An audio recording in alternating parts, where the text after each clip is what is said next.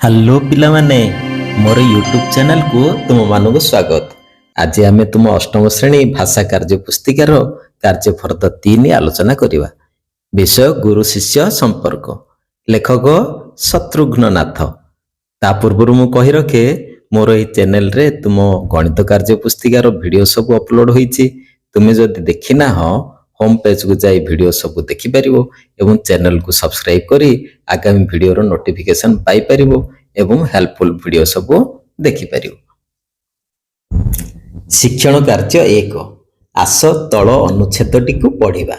ଭାରତବର୍ଷରେ ଗୁରୁ ଶିଷ୍ୟ ପରମ୍ପରା ଅତି ପ୍ରାଚୀନ। କେଉଁ ଅନାଦି ଅନନ୍ତ କାଳରୁ ଶିଶୁମାନେ ଗୁରୁଗୃହରେ ରହି ଶିକ୍ଷା ଲାଭ କରୁଥିବା ବିଷୟ ଭାରତର ବିଭିନ୍ନ ଶାସ୍ତ୍ର ଓ ପୁରାଣମାନଙ୍କରେ ବର୍ଣ୍ଣିତ ହୋଇଅଛି। ମହାରାଜ ରାମଚନ୍ଦ୍ର ଶ୍ରୀରାମଚନ୍ଦ୍ରଙ୍କ ଠାରୁ ଆରମ୍ଭ କରି ପଞ୍ଚୁ ପାଣ୍ଡବମାନେ ଗୁରୁଗୃହରେ ରହି ବିଭିନ୍ନ ବିଷୟରେ ଜ୍ଞାନ ଅର୍ଜନ କରୁଥିବା ବିଷୟ ଗୁରୁ ଶିଷ୍ୟ ପରମ୍ପରାର ଏକ ଜ୍ୱଳନ୍ତ ଉଦାହରଣ।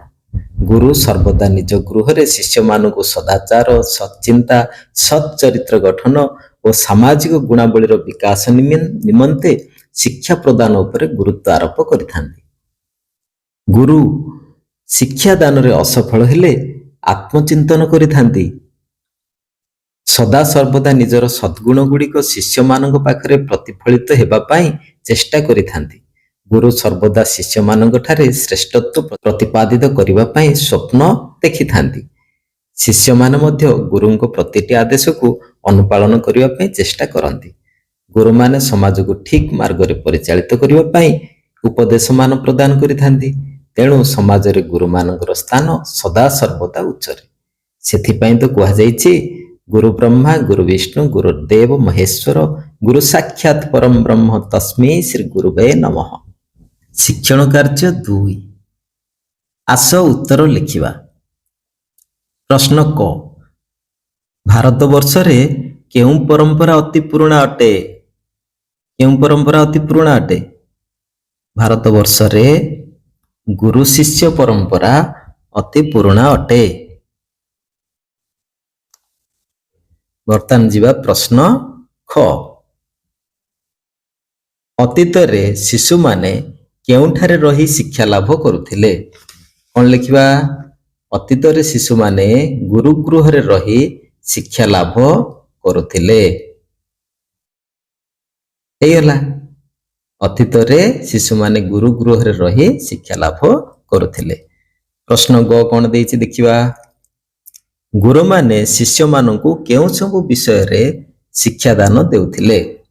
ଗୁରୁମାନେ ଶିଷ୍ୟମାନଙ୍କୁ ସତ୍ ଚିନ୍ତା, ସଦାଚାର, ସତ୍ ଚରିତ୍ର ଗଠନ ଓ ସାମାଜିକ ଗୁଣାବଳୀର ବିକାଶ ଆଦି ବିଷୟରେ ଶିକ୍ଷାଦାନ ଦେଉଥିଲେ। ଗୁରୁମାନେ ଶିଷ୍ୟମାନଙ୍କୁ ସତ୍ ଚିନ୍ତା, ସଦାଚାର, ସତ୍ ଚରିତ୍ର ଗଠନ ଓ ସାମାଜିକ ଗୁଣାବଳୀର ବିକାଶ ଆଦି ବିଷୟରେ ଶିକ୍ଷାଦାନ ଦେଉଥିଲେ। Very good. ତାପରେ ଯିବା ପ୍ରଶ୍ନ ଘ। ପ୍ରଶ୍ନ ଘରେ କ'ଣ ଦେଇଛି ଦେଖିବା। ଗୁରୁମାନଙ୍କ ସ୍ଥାନ ସମାଜରେ କାହିଁକି ଉଚ୍ଚରେ ଥିଲା? କ'ଣ ଲେଖିବା? ଗୁରୁମାନେ ସମାଜକୁ ଠିକ୍ ମାର୍ଗରେ ପରିଚାଳିତ କରିବା ପାଇଁ ଉପଦେଶମାନ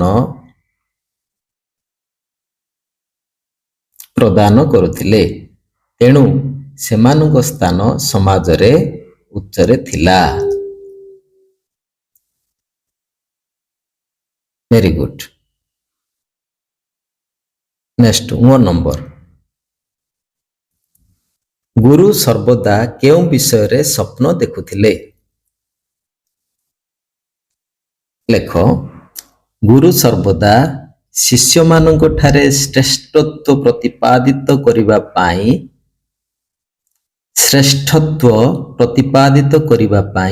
ସ୍ୱପ୍ନ ଦେଖୁଥିଲେ।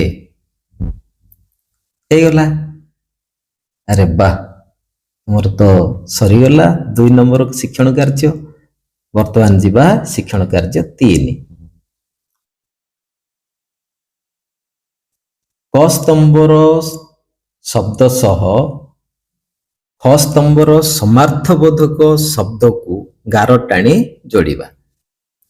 କ ସ୍ତମ୍ଭର ପଦ ଗୁଡ଼ିକୁ ଦେଖିବା କ'ଣ ଲେଖା ହେଇଛି? ଇତିବୃତ୍ତ। ଇତିବୃତ୍ତ ମାନେ କ'ଣ? ଇତିବୃତ୍ତ ମାନେ ଇତିହାସ। ଯୋଡ଼ିବା ଇତିବୃତ୍ତକୁ ଇତିହାସ ସହିତ ଯୋଡ଼ିବା, ଇତିହାସ। ପରିପନ୍ଥୀ। ପରିପନ୍ଥୀ କ'ଣ ହବ? ପରିପନ୍ଥୀ ମାନେ କ'ଣ? ବିରୋଧୀ। Very good. ପରିପନ୍ଥୀ ମାନେ ବିରୋଧୀ। ଉନ୍ମୁଖ ମାନେ ତତ୍ପର। ଉନ୍ମୁଖ ତତ୍ପର।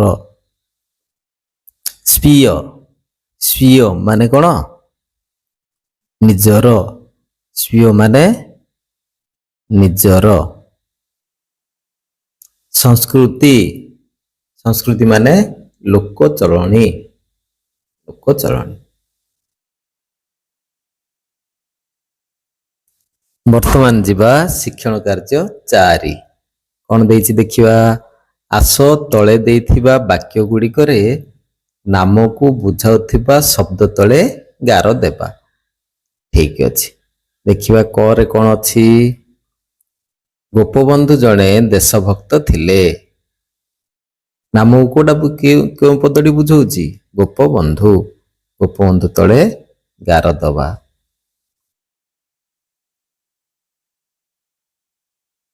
ଆସ ବୁଲିଯିବା ନନ୍ଦନକାନନ।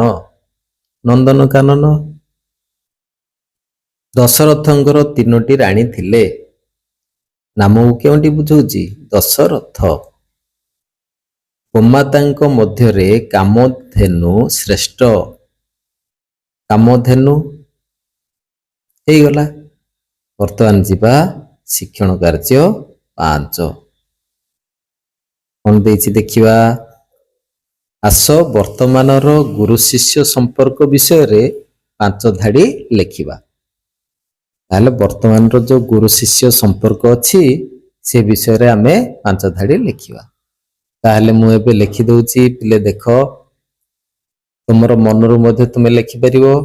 ମୁଁ ଯାହା ଆସୁଛି ପାଠ ପଢ଼ିକିରି ଯାହା ବୁଝିଛ ସେ ବିଷୟରେ ମଧ୍ୟ ତୁମେ ଲେଖିପାରିବ। ଠିକ ଅଛି।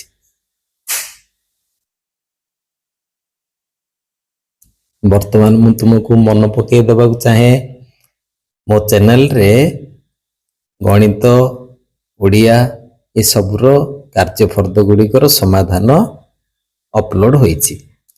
ମୋ ଚ୍ୟାନେଲରେ ଯେଉଁମାନେ ନୂଆ ଅଛ, ଜଲ୍ଦି ଜଲ୍ଦି ମୋର ଚ୍ୟାନେଲକୁ ସବସ୍କ୍ରାଇବ୍ କରିଦିଅ ଏବଂ ପାଖରେ ଥିବା ବେଲ୍ ଆଇକନକୁ ଦବାଇ ଦିଅ, ଯାହାଫଳରେ ମୋର ଆଗାମୀ ଭିଡ଼ିଓର ନୋଟିଫିକେସନ୍ ତୁମ ପାଖରେ ପହଞ୍ଚିବ ଏବଂ ତୁମେ ଭିଡ଼ିଓ ସବୁ ଦେଖିପାରିବ। ଠିକ ଅଛି, ସବସ୍କ୍ରାଇବ୍ କରିଦେଲ? ବହୁତ ବଢ଼ିଆ, ଭଲ ପିଲା। ବର୍ତ୍ତମାନ ଆମେ ଯିବା ଶିକ୍ଷଣ କାର୍ଯ୍ୟ 5। ବର୍ତ୍ତମାନର ଗୁରୁ ଶିଷ୍ୟର ସମ୍ପର୍କ ଅତୀତର ଗୁରୁ ଶିଷ୍ୟ ସମ୍ପର୍କ ଠାରୁ ସମ୍ପୂର୍ଣ୍ଣ ଅଲଗା। ବର୍ତ୍ତମାନ ଗୁରୁ ଶିଷ୍ୟ ସମ୍ପର୍କ କେବଳ ସଦାଚାର, ସତ୍‌ଚିନ୍ତା, ସତ୍ ଚରିତ୍ର ଗଠନ ଦିଗରେ ଉତ୍ସର୍ଗୀକୃତ ନୁହେଁ। ବିଜ୍ଞାନ, କାରିଗରୀ ବିଦ୍ୟା ଓ ଗଣମାଧ୍ୟମର ବିକାଶ ଶିକ୍ଷାର ଏକ ନୂଆ ଉତ୍ସ ରୂପେ କାର୍ଯ୍ୟ କରୁଛି। ବର୍ତ୍ତମାନ ଗୁରୁ ଜ୍ଞାନଦାନର ଏକମାତ୍ର ଅଧିକାରୀ ନୁହନ୍ତି, ବରଂ ଜ୍ଞାନାର୍ଜନ ନିମିତ୍ତ ପରିବେଶ ସୃଷ୍ଟି କରିବାର ଏକ ମାଧ୍ୟମ ଅଟନ୍ତି।